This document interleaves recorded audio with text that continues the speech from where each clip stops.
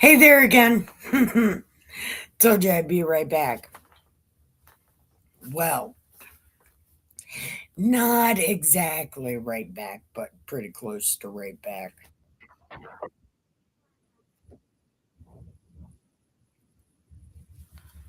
Well, anyway, I guess just checking my sound, which is a pain in the ass, but say hello to Jimmy Juggalo.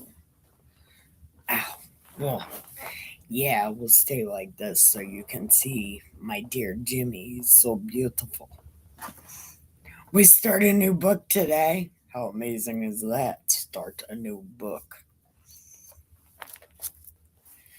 Um,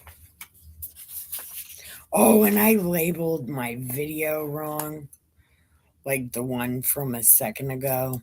I labeled it wrong. Um,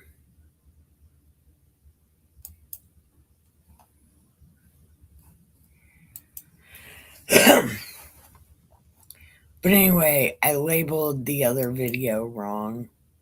So if you give me uno momento, I'm not going to do anything about it, but I'm going to do this. Yeah, it should work. Sort of. Go. I guess it could be like that. Maybe like that. No, we'll just do it like that. Like this, that, and this, and it's like this, like that, and like this, and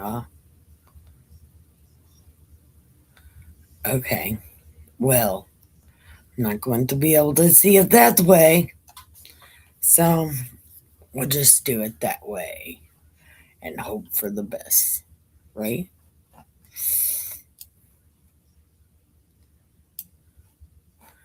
Damn it.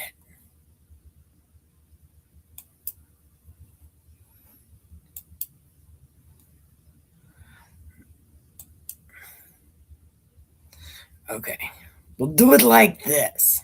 Okay. Now, let's get on to Second Kings.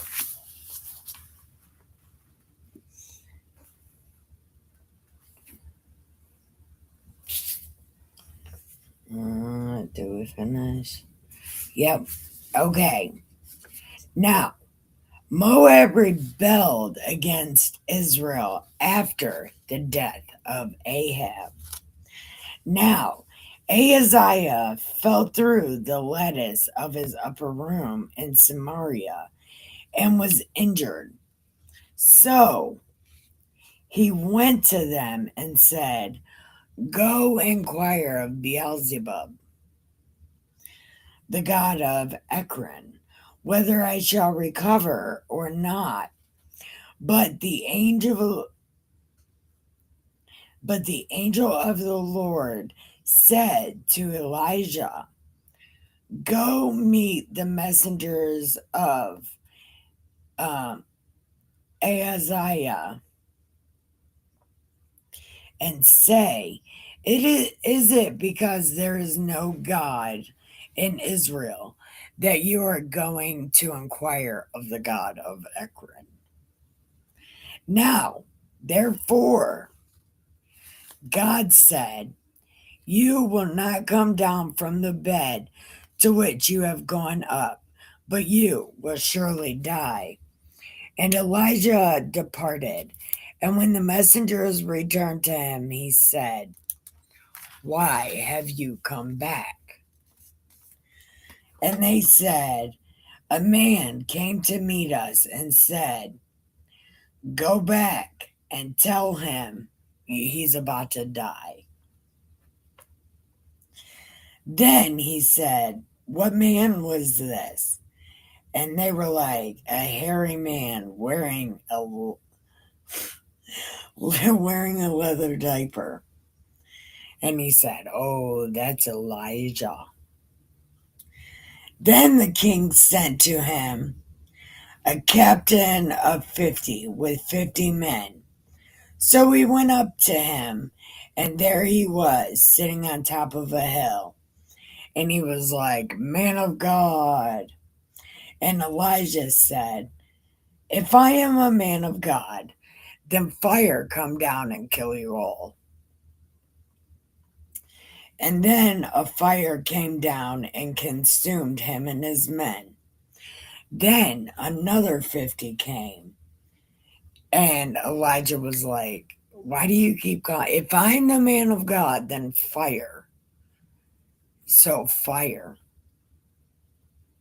And again, he sent a third captain with 50 men. And the third captain of 50 went up and came and did the face thing and pleaded with him. And he said, "Man of God, please let my life and the life of these 50 servants of yours be precious. Look, fire has come down from heaven and look, they're all dead. But let my life be precious in your sight." And the angel of the Lord said, "Okay, you can go with him. Don't be afraid." So he arose and went with him to the king. Then he said, "Because you have sent messengers to inquire of Beelzebub, the god of Ekron, is it because there is no God here to inquire of, right?" So yeah, like God is super mad and you're about to die.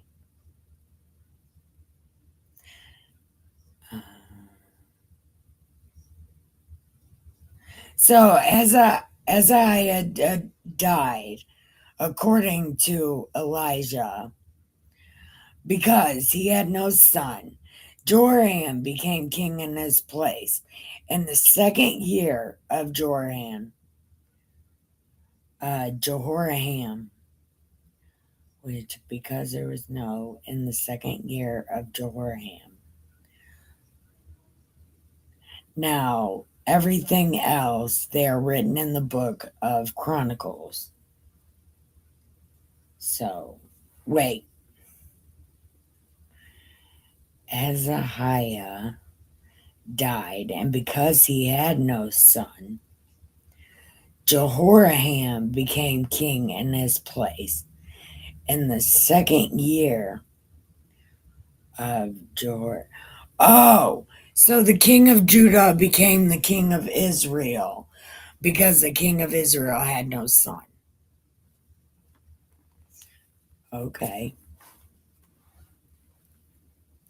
And the rest of this is written in Chronicles. Okay.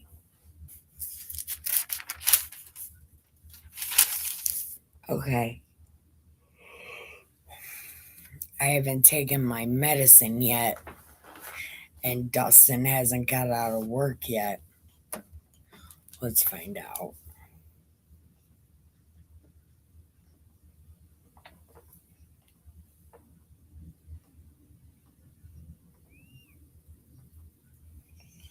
Ooh, ooh, ooh.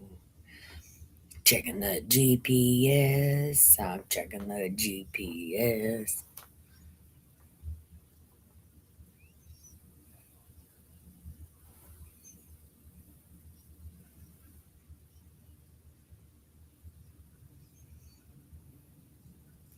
I don't think he's left work yet. No, he hasn't left work yet. Damn. But he's coming home. He's coming home. Damn. I do live by some water, though. I didn't realize that. Damn. Yeah, but that water is so close to the steel mill. But I really want to drink that water. I bet I would. Anyway, Dustin's not left work yet.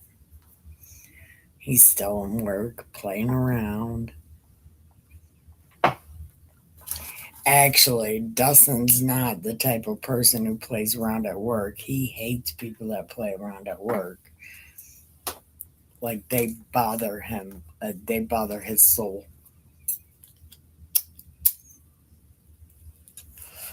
But I bet if I ever worked with him, he'd play with me. I asked him one time if I was his best friend, and he said, "You're the only person I hang out with." And I think that means that I'm his best friend. Or at least I think that's what that means. Or it could be like, uh, I don't feel like going anywhere, so I just tolerate you. But I don't know. But I tell you what, though, I don't. I bet Dustin's my best friend. But if you're watching and you ever think about this, think about if you were to win an award, who would you who would be on your like award winning speech, like your thank yous? Who would be on there? Um See, I don't. I think I would like to thank Dustin because he never believed in me and pushed me to be better, except for it's because he didn't pay attention to me and made me want to do better. I don't know. I don't know who what God would be on my thank you list, but I bet I wouldn't get on TV the second I put God on my thank you list. But I would put God on my thank you list. But I don't know who else I'd put on my thank you list. Like, maybe my dad and my mom. But I definitely put my dad on there.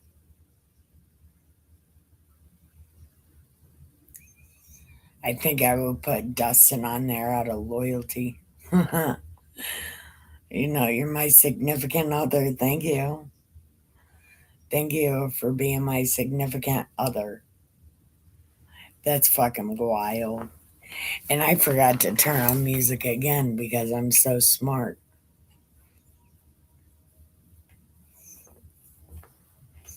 Okay.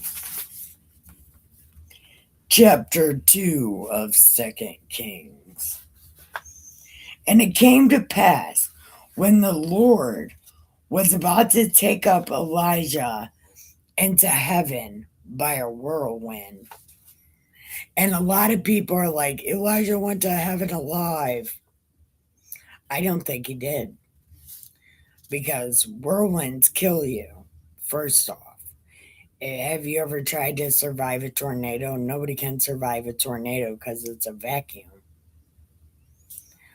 But also, there's a chariot that comes by with an angel and like runs Elijah over. So he's definitely dead when he goes to heaven. Because you can't go to heaven being alive, because that is not how that works. I'm pretty sure that's not how that works. Because really, you can only go to heaven in spirit form. That's why you got to meditate to go to heaven or be close to death to go to heaven. I don't know. That's just my personal opinion. But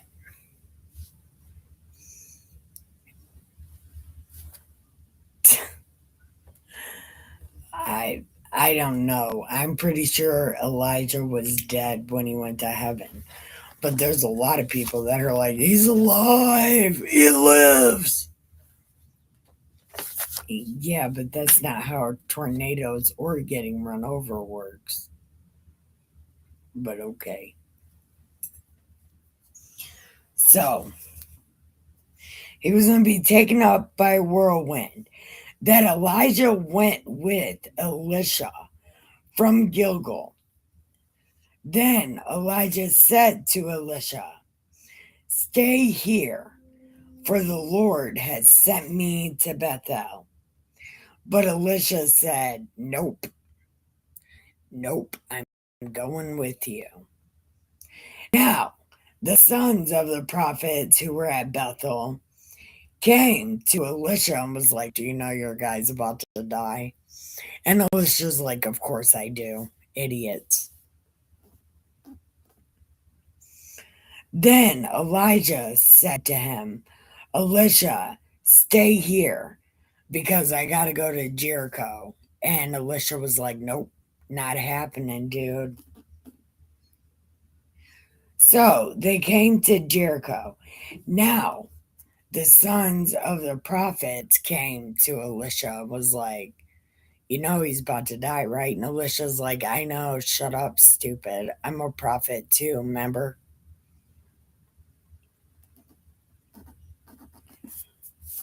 Then Elijah said, "I need to go to the Jordan." And Elisha's like, "Nope." So the two of them went on, and 50 men, 50 prophets stood facing them at a distance, while the two of them stood by the Jordan. Now Elijah took his mantle and rolled it up and struck the water, and it was divided this way and that.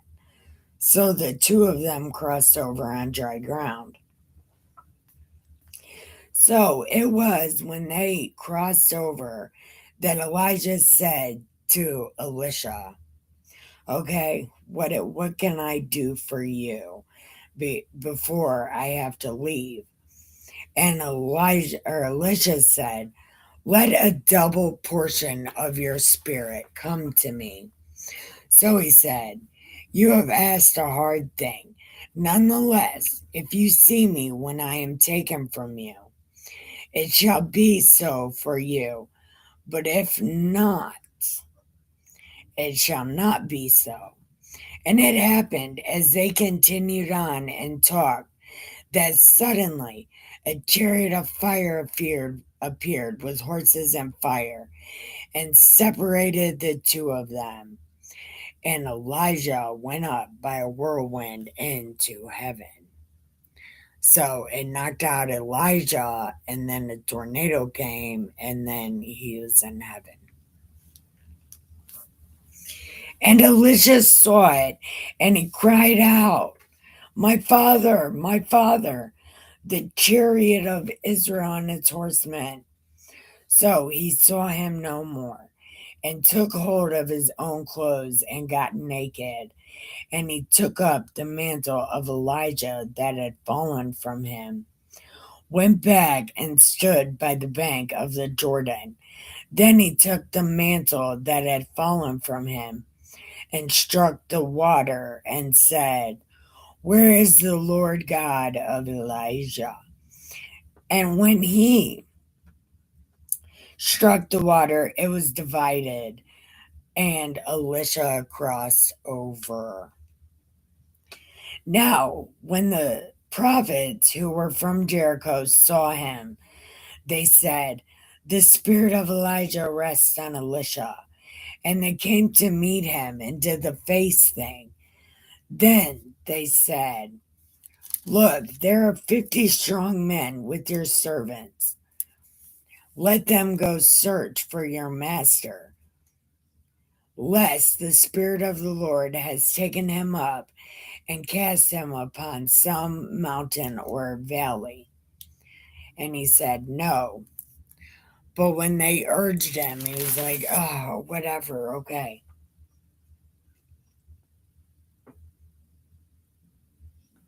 Therefore, they sent 50 men, and they searched 3 days, but did not find him. And when they came back, for he had stayed in Jericho, and he said, "I told you. Didn't I tell you?" Because I'm pretty sure I told you. right? Like, don't do that. Because I told you that.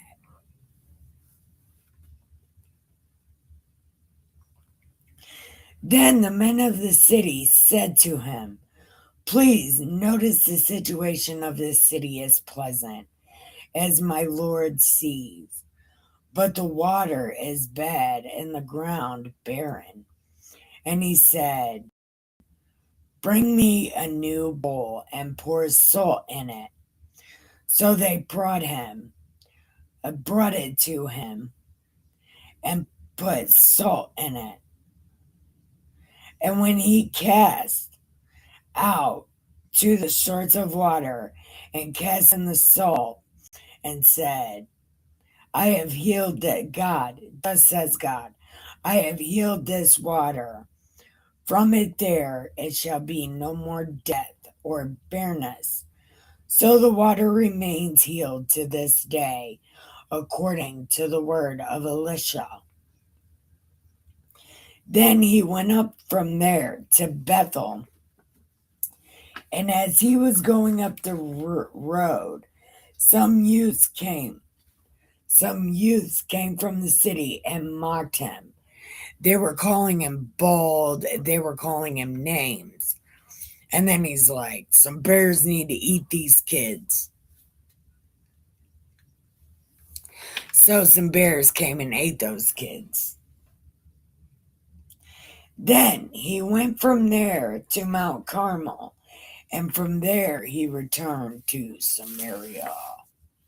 Dun, dun, dun. Okay.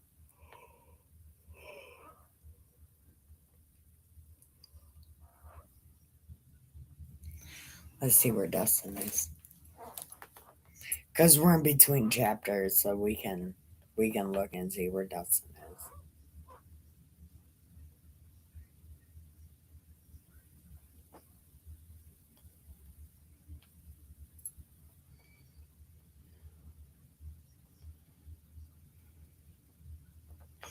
Is he driving?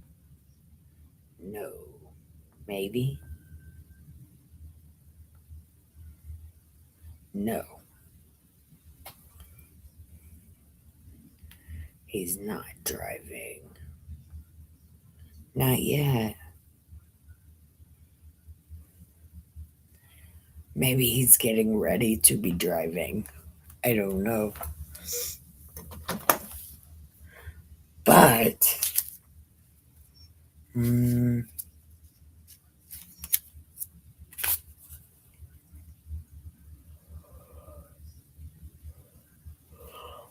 okay.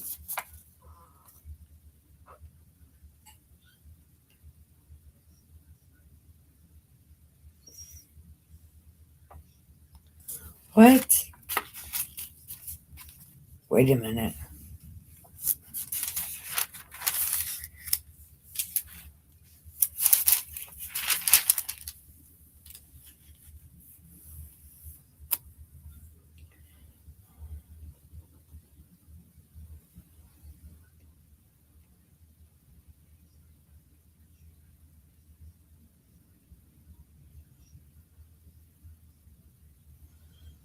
Okay.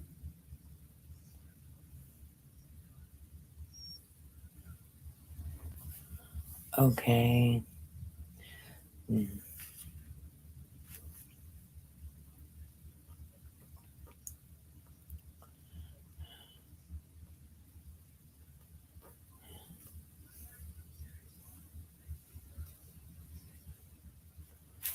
Um. Okay. And King of Judah.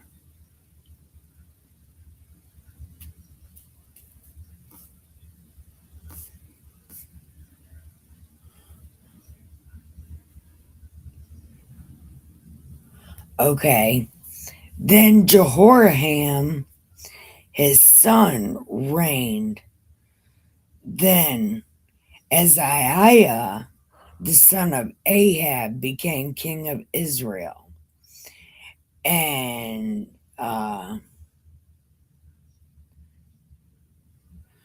So,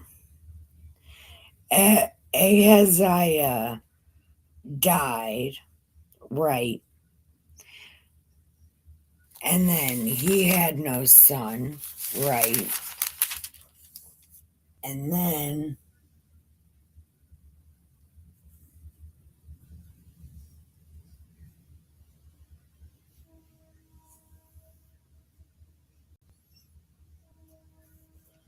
um,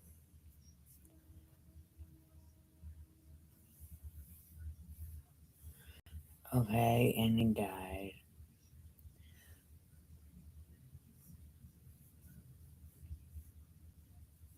So Jehoram, Joseph's son, became king.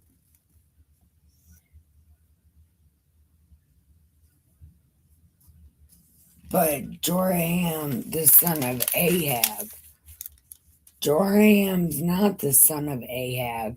He's the son of Jehoshaphat.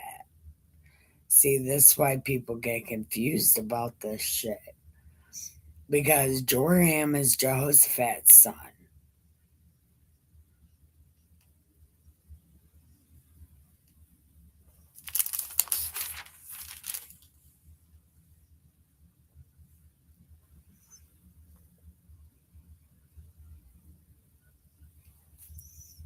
Okay.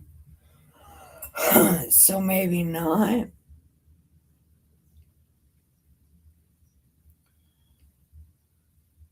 I guess Jehoshaphat is still alive. Now, Joram, the son of Ahab, became king in Israel in the 18th year of Jehoshaphat and reigned 12 years. And he did evil, but not like his father and mother, for he had put away the sacred pillar of Baal that his father had made. Nevertheless, he persisted in the sins of Jeroboam, and he did not depart from them. Yes, they did, and welcome by. How are you? Now, Misha, king of Moab, was a sheep breeder, and he regularly paid the king of Israel 100,000 lambs and the wool of 100,000 rams. But it happened when Ahab died that Moab rebelled. So Joram went out of Samaria at that time and mustered all of Israel. Then he went and sent to Jehoshaphat, king of Judah, saying, "The king of Moab has rebelled against me. Will you go with me to fight Moab?" And he said, "Okay, we're the same. Yes. But which way?" And Joram was like, Edom. So the king of Israel went with Judah and the king of Edom, and they marched on that roundabout route 7 days. And there was no water for the army or animals that followed them. And the king of Israel said, "Alas, for the Lord has called these three kings together to deliver them to the hand of Moab." But Jehoshaphat is like, "Is there a prophet? Maybe we can ask." So one of the servants of the king answered and said, Elisha is here, who poured water on the hands of Elijah." And Jehoshaphat said, "The word of the Lord is with him." So Joram and Jehoshaphat and the king of Edom went down to him. Then Elisha said to the king of Israel, "What have I to do with you? Go to the prophets of your father and your mother." But Israel said, "No, the Lord has called these kings together to deliver them to the hand of Moab." And Elisha said, "Nope. Look, were it not that I regarded the presence of Jehoshaphat, I would not look at you or see you. Now bring me a musician." And then it happened, when the musician played, that the hand of the Lord came upon him, and he said, "Look, God said, make this valley full of ditches. You shall not see wind or rain, yet that valley will be filled with water, that you, your cattle, and your animals may drink. And this is a simple matter in the sight of the Lord. He will also deliver the Moabites into your hand. Also, you shall attack every fortified city, every choice city, and cut down every good tree, and stop up every spring of water, ruin every good piece of land with stones." So it happened in the morning, when the grain offering was offered, that suddenly water came by way of Edom, and the land was filled with water. And when all the Moabites heard that the kings had come to fight, all who were able to bear arms and older were gathered, and they stood at the border. Then they rose up early in the morning, and the sun was shining on the water. And the Moabites saw the water on the other side was as red as blood. And they said, "This is blood. The kings have surely struck swords and have killed one another. Now, therefore, Moab to the spoil." Yeah. So when they came to the camp, Israel rose and attacked the Moabites. So they fled before them, and they entered their land, killing the Moabites. Then they destroyed the city, and each man threw a stone on every good piece of land and filled it. And they stopped up all the water, cut down all the good trees, but they left the stones of Kir Hareseth intact. However, the slingers surrounded and attacked it. Dun, dun, dun. And when the king of Moab saw that the battle was too fierce for him, he took with him 700 men who drew swords to break through to the king of Edom, but could not. Then he took his eldest son, who would have reigned in his place, and offered him as a burnt offering upon the wall. And there was great indignation against Israel. So they departed from him and returned to their own land. All right, that's the end of that. So this dude sacrificed his own son on the wall, and Israel was like, "Whoa, that's way too much. We gotta go, dude. That is extra. That is way extra. Man, I'm terrified. I'm terrified to be here by myself. I've been going live a bunch of times today. Actually, I only went live once today. Well, I think one other time. like an hour ago because I was scared. But I'm still kind of scared. It's a wild thing to me. Dude, the Bible is it's amazing. It's hilarious. It's terrible. It's funny. It's terrible.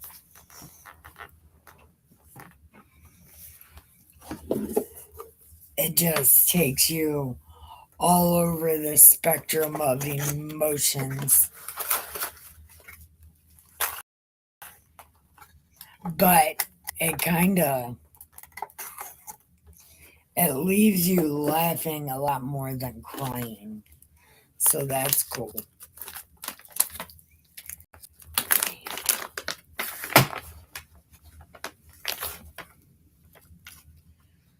But what do you think about this story so far that we're reading about?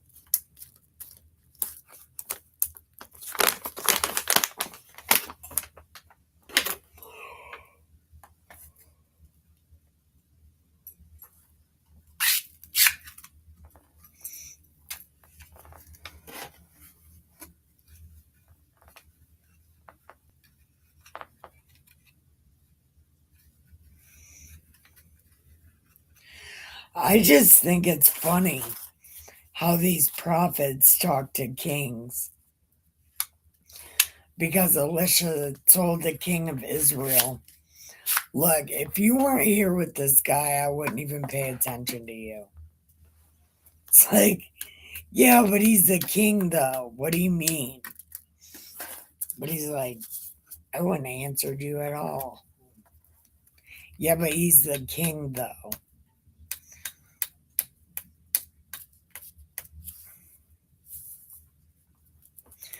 These prophets are ballsy, like ballsy as hell, dude. They give no fucks. They're like,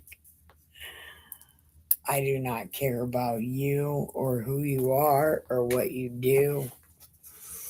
If you're a shithead, I'm going to tell you you're a shithead. That's fucking wild to me.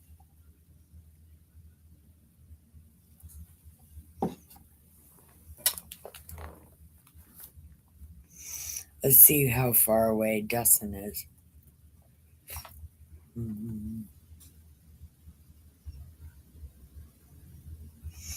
Oh my god, he hasn't even left work yet. Now he's running. Is he briskly walking? Briskly walking to his car. Maybe.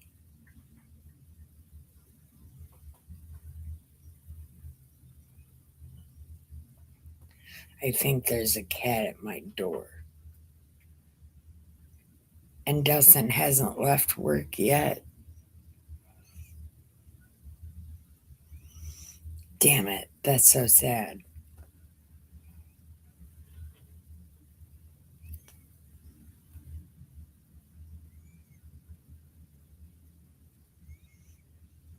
Damn. Prophets. I could you imagine if a prophet back then met one of these Mormon prophets? I bet they would talk so much mad shit.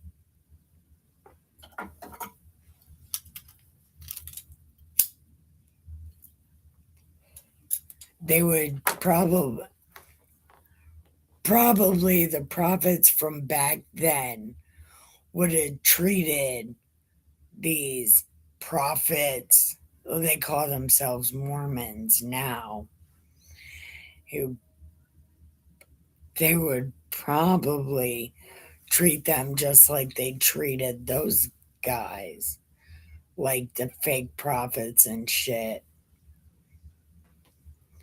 I think they would have like made life really hard for them because they're pretend. Like Elijah, remember when he told Jezebel's for the 400 of Jezebel's prophets to make the altar, like give their sacrifice and God will consume it with fire, but never did. I think they would do that to these so called prophets nowadays.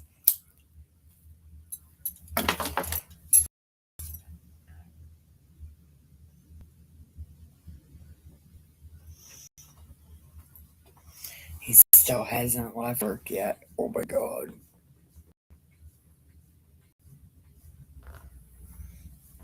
I don't know.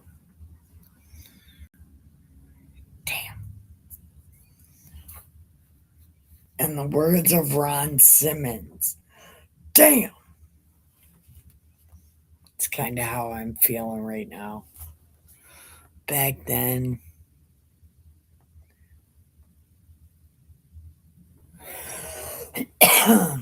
yeah, but God's prophets always, man, God's prophets gave no fucks.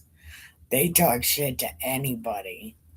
And then they would always make them look stupid at the end of it. Like, yeah, the prophets got it pretty bad, but they got to talk more shit than anybody. And they got to do it to a king's face. Like, that's fucking wild, man.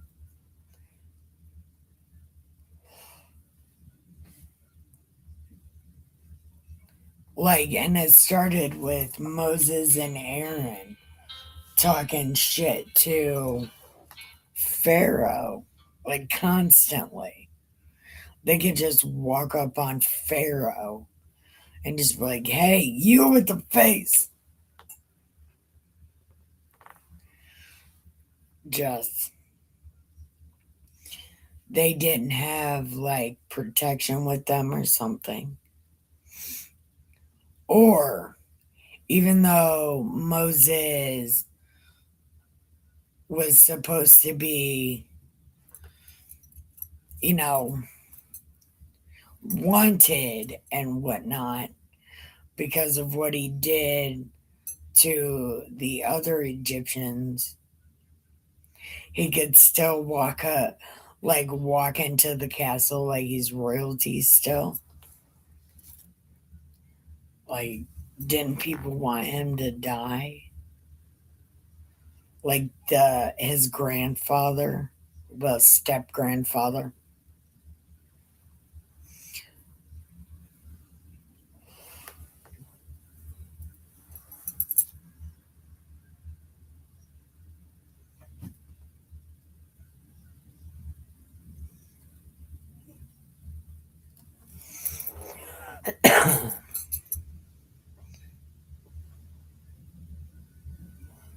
Man. Uh, I don't know. Do we want to read chapter whatever we're on? Chapter 3. Because we could read chapter 3. I forgot to turn my music on.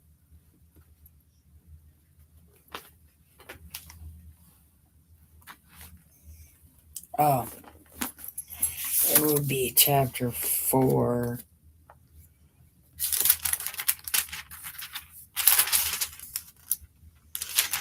Oh my god. And it's super long. Oh, it's so long. Man.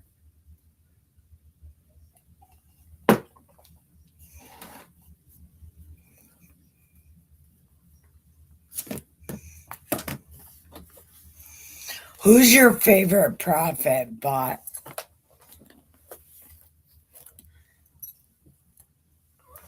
I'll ask you that while I roll this joint.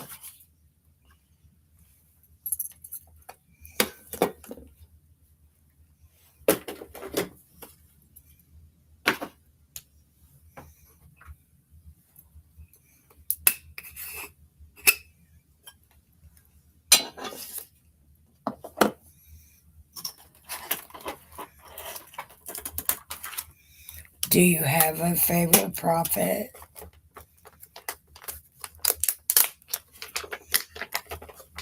Hey, Bacchus, I.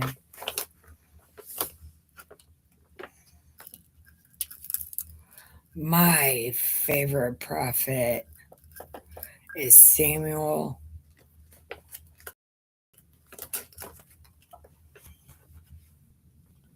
Because I like Samuel a whole lot.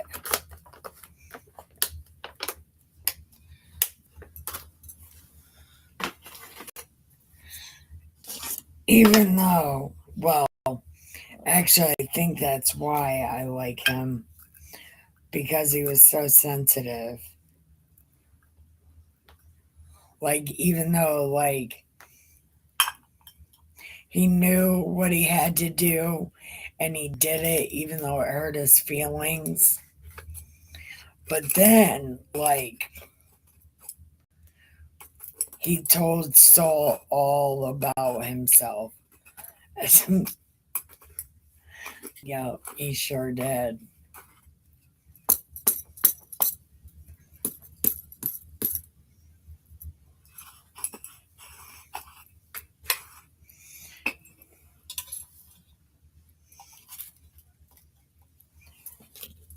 Do you have a favorite character in the Bible?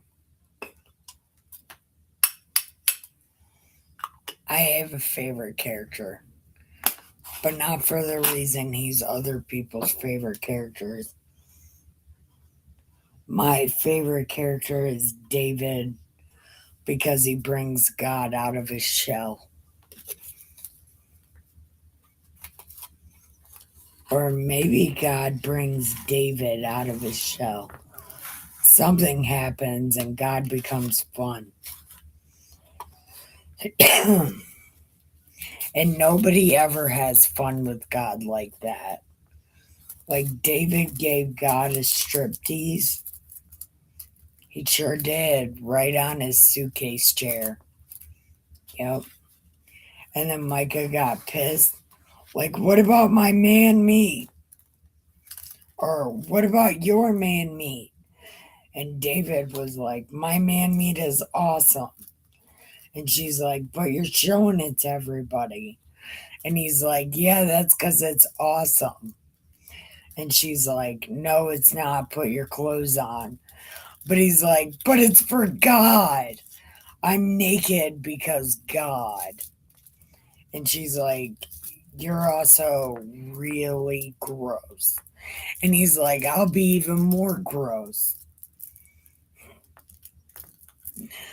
And then she's like, I'm not talking to you for the rest of your life.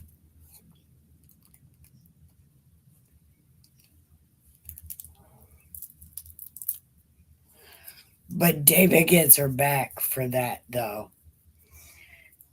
He sets her kids up to be, well, he sends her kids to be murdered because they're related to Saul and not him. Mm-hmm.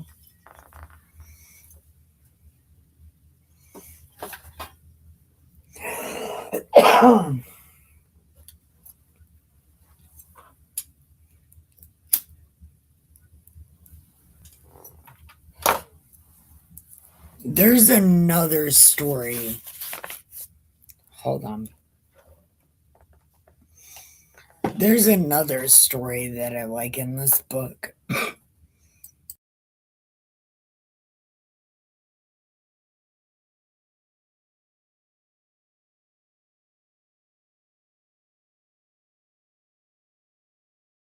It's the story of Samson.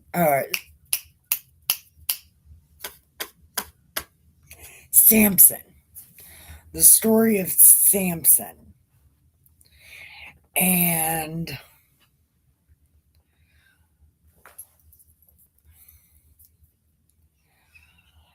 I'm not exactly sure.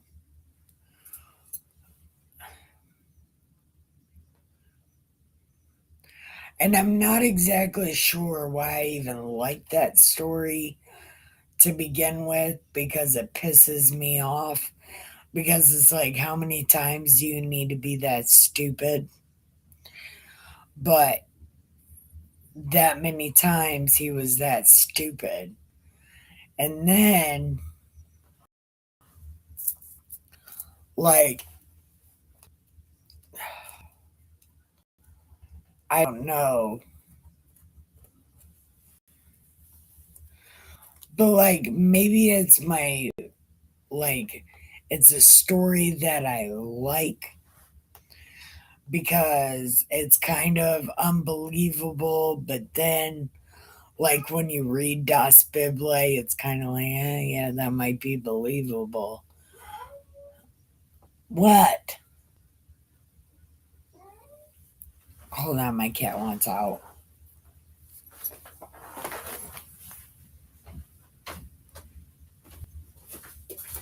I know. I know. Come on.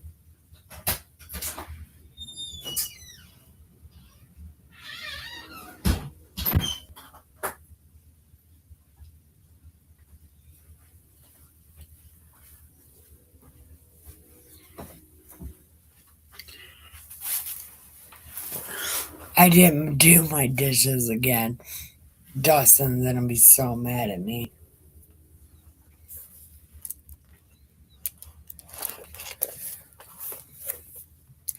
I don't know.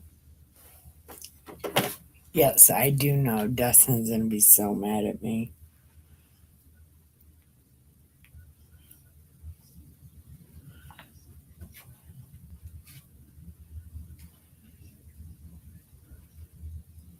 Oh, he still hasn't left work yet. Mm. Oh, but he might be staying over because he did go in late to work today. But wouldn't he tell me that?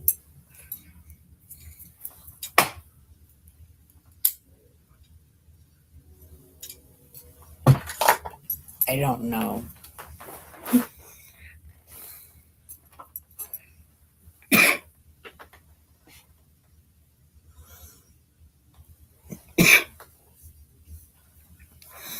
I don't know.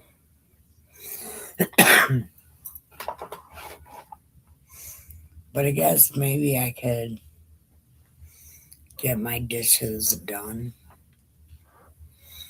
I don't know.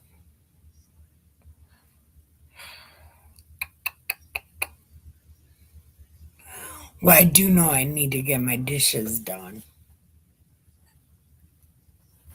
But maybe I should check on my doors and shit first. But all my doors are locked.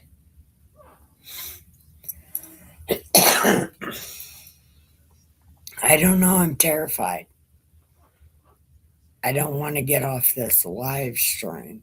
I don't want to be by myself. Well, I mean, even on a live stream, I suppose I am by myself still, but I don't know. It's terrifying.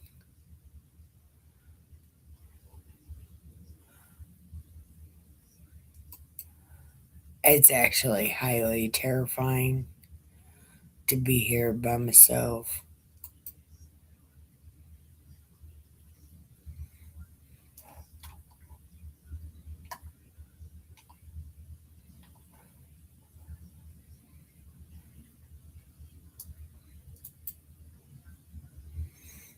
Wait, things are about to happen, but I don't know what's gonna happen. Okay,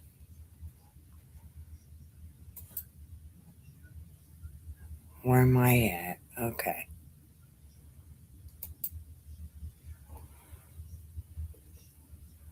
there we go. Okay,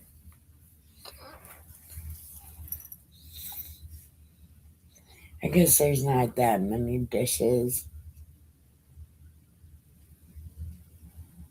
Hmm. Yeah, but I don't want to look active in here. And then somebody's like, "Well, she's there by herself." It's so scary. I don't know.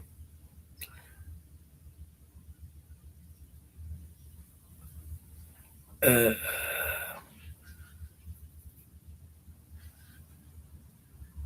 there's a cat at my door.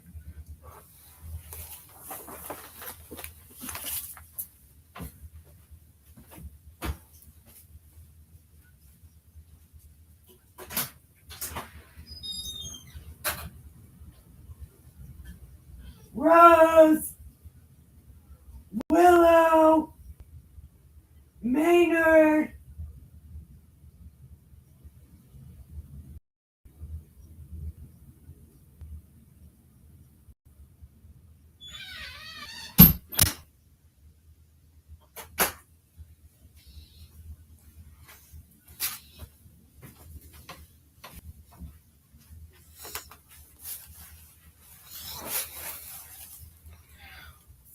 Not even the cat that I thought it was going to be. Okay.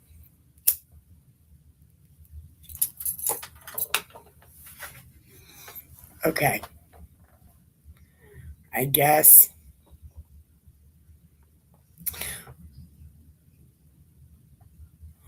we can go. Man.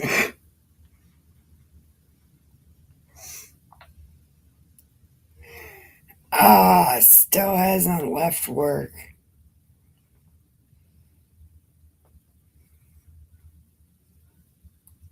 Such a bummer.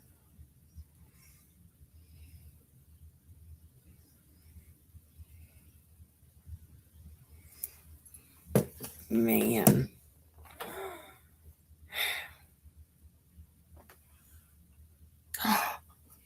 Look, he is driving. Right?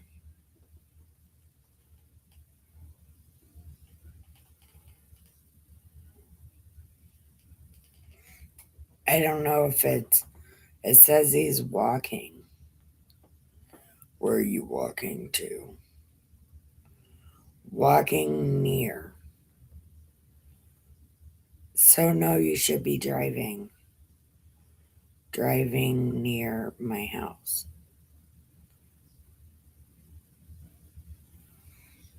But even if he starts driving, he's like a half hour away.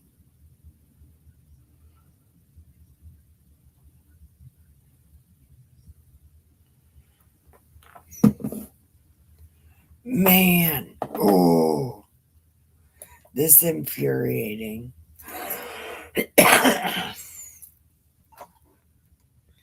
But, okay.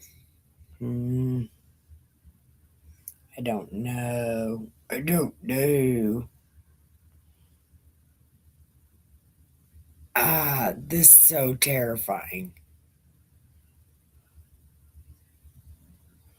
I don't even know.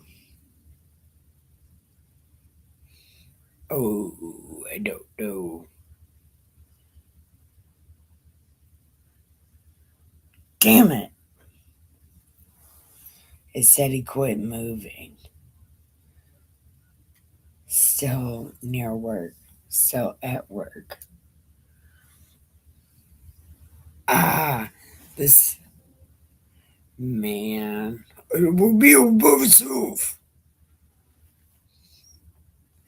I hate being home by myself.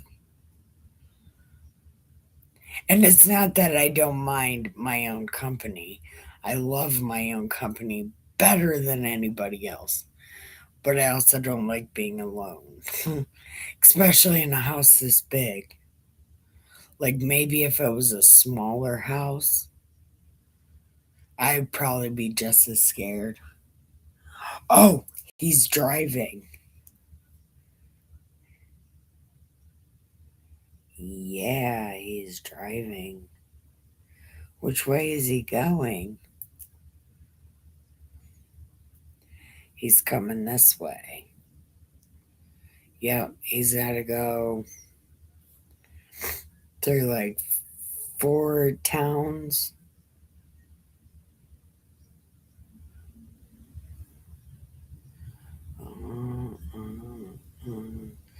Yeah, like 4 towns.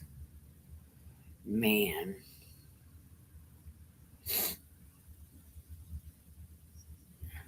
No, okay.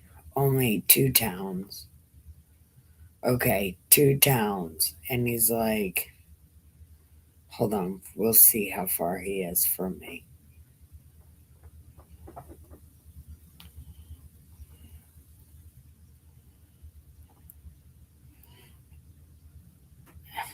It doesn't say how far away he is, son of a bitch.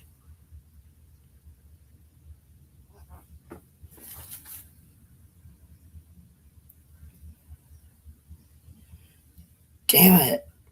He's so far away. Mm, it's so scary. Oh, I don't want to be here by myself.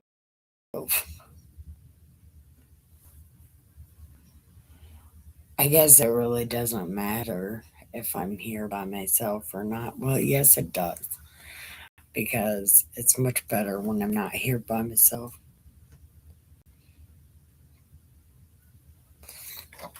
And like I kind of want Dustin to get a first shift job, but this place has benefits. Way more of a benefit to way better benefits for Dustin than me. So I could be here by myself. I just need to toughen up, but it's hard.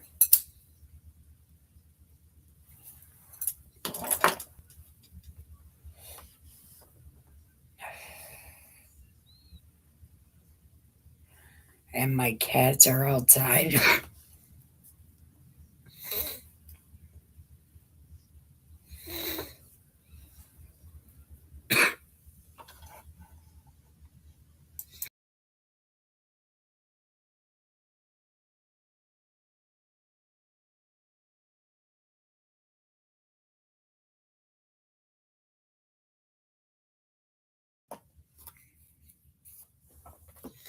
What's happening?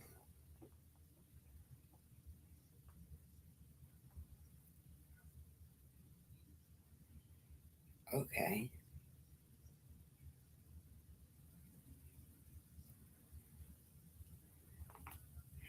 Yeah, but he's still in the same spot. Oh,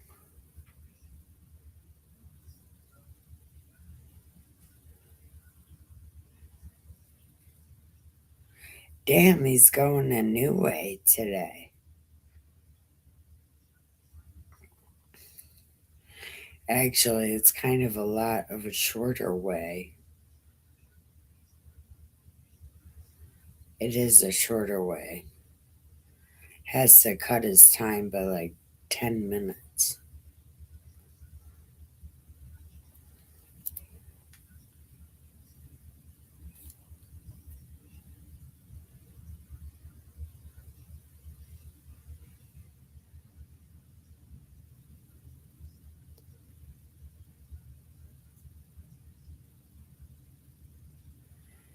Damn. No matter which way you go, you gotta go through that town, which is where the asshole police are. Well, the police, the police, they're just assholes there. They just want to pull you over and stuff like that. You gotta go through that town. Look, he's already there. Almost. Oh, he's almost there. It's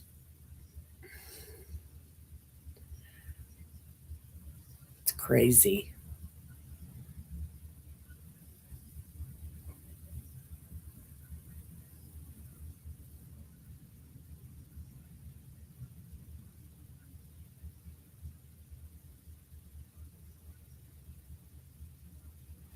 This wild. I can't believe I'm sitting on a live stream watching my boyfriend, my husband's GPS. That's crazy, ain't it? That's stalker level 10 shit. But just know when I'm not on a live stream here, that's what I'm doing. Watching GPS. I watch everybody go everywhere because I don't get to go anywhere. So I live vicariously through these little bubbles. Can you see the bubbles? The bubble things? I live vicariously through these bubbles. Yeah. Oh, look, he's right there too, driving near it. I don't know how far I am from Dustin. How far is Dustin away? It's crazy. It won't tell me. Oh, here we go. He's right on there. Yep. He's right on there.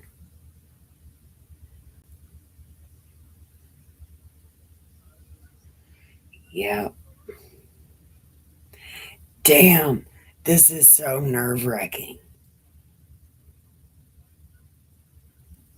Wait, why is it nerve wracking, you ask? Because. Oh, look. He's like 15 minutes away. He's coming up on that turn right now. Yeah, he's coming up on that turn right now. This is crazy.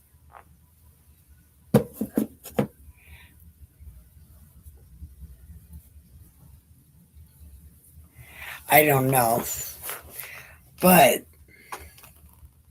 I don't know what else to do, and I'm terrified.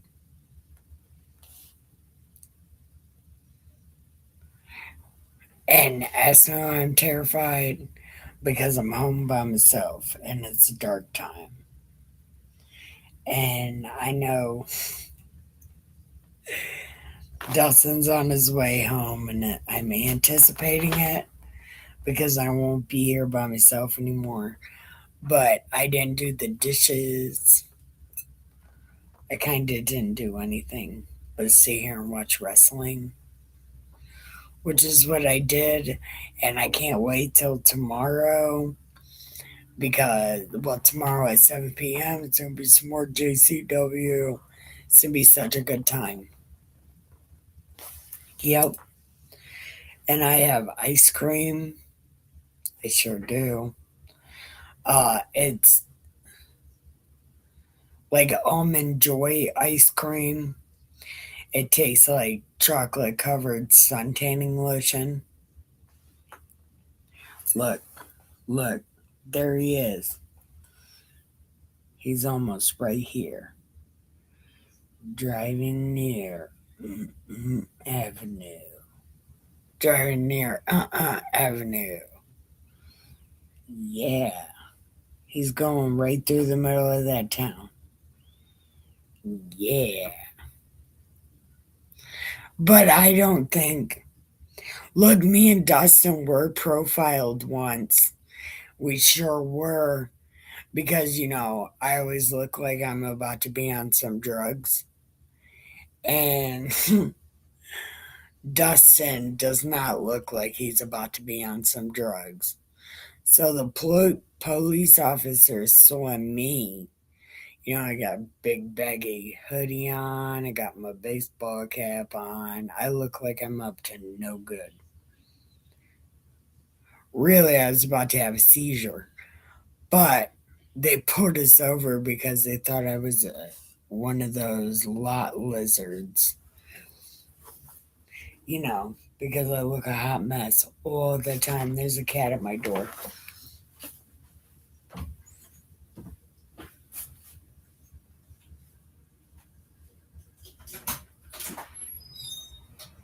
Come on!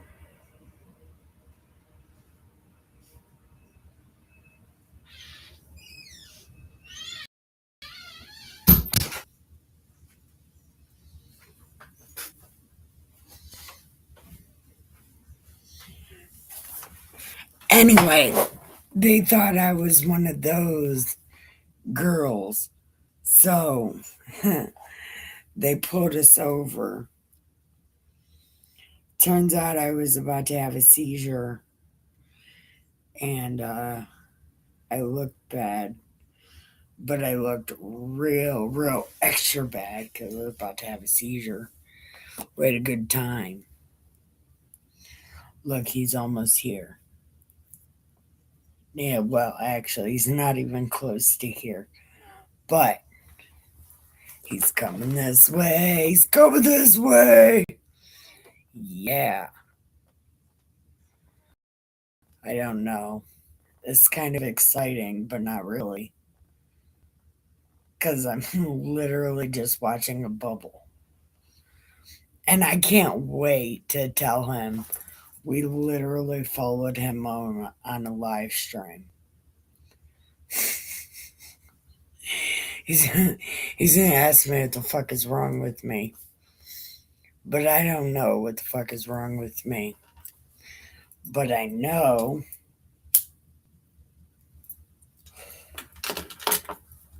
that he can't escape me because I follow him. I follow his bubbles. You know, this one time we got into an argument, right? And he shut his location off on his phone. Ooh, I about had it. And he said, I didn't go anywhere but down to the park, stupid.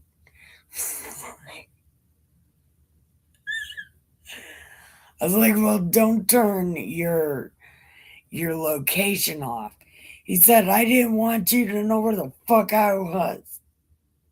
I was like, well, don't do that. Makes me feel highly insecure. And he's like, shut up. All right, where's he at? Ooh, he's like 10 minutes away. Look, you know what this reminds me of? That ICP song. I'm the neck cutter and I'm 3 blocks away. I'm the neck cutter and I'm 3 blocks away. Yeah, that is a thing. Look, where's he at now? Oh, no, this butthole. Did he go to Kroger? No. Okay. He passed Kroger.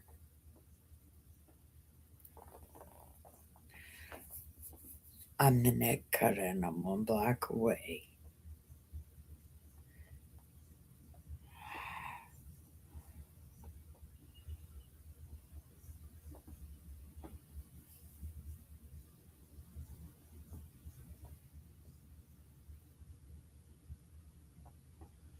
Oh, is he going the other way?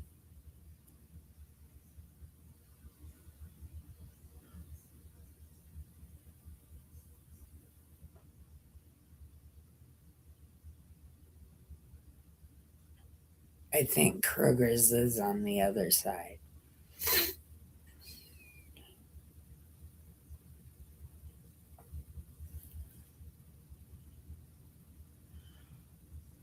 Oh, if he goes to Kroger, I'll be happy and very sad at the same time. Driving near. Okay, would he cross over here? He would cross over there. Dun, dun, dun. I like this little map thing, but I don't think he crossed over there. No, he didn't. He continued going straight. Dun, dun, dun.